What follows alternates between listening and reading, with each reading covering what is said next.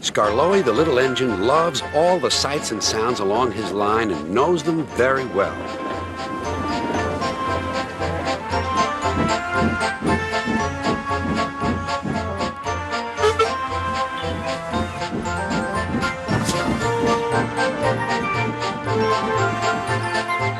One morning, soon after he returned from being mended, he was enjoying his journey more than ever before. Along the way, he met Rusty. "You know," he said, "if I couldn't see these familiar faces and places, I'd think I was on a different railway. You've done wonders with these rails." Rusty laughed. "I'm glad you're pleased.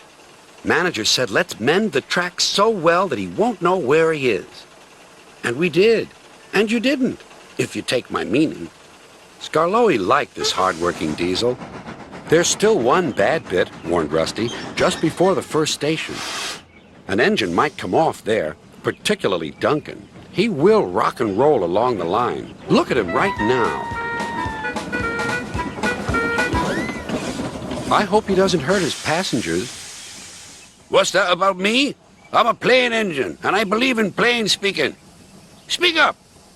Rusty warned Duncan about the bad bit of rail. "Huh. I know my way about. I don't need smelly diesels to tell me what to do." Rusty felt hurt.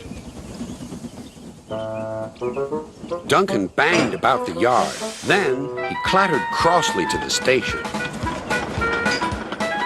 James was already there, waiting for him. "You're late," he snapped. "I know," said Duncan.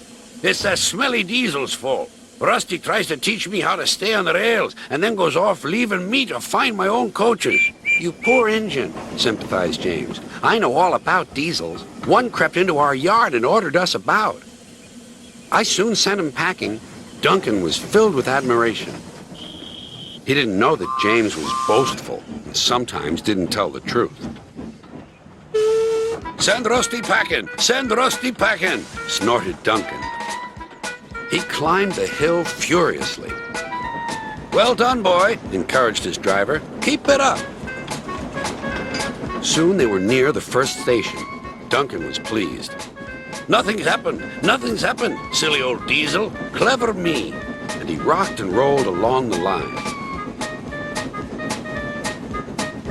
"Steady, boy," checked his driver. But it was too late. "Sleepers and ballast. I'm off." And he was. "I warned him," said Rusty. "But all he did was call me names." The little diesel refused to move. "I'm ashamed of you, Rusty," said Skarloey. "Think of the passengers. What are they going to do?" "Oh, I'd forgotten them. Yes, of course. We must help the passengers." And Rusty roared into life.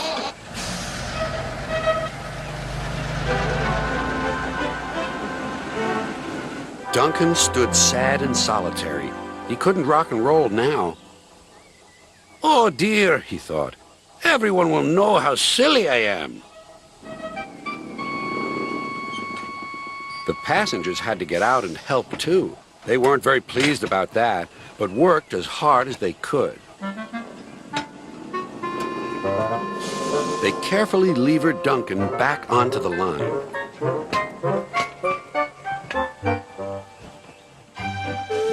After that, Duncan was extra careful all day.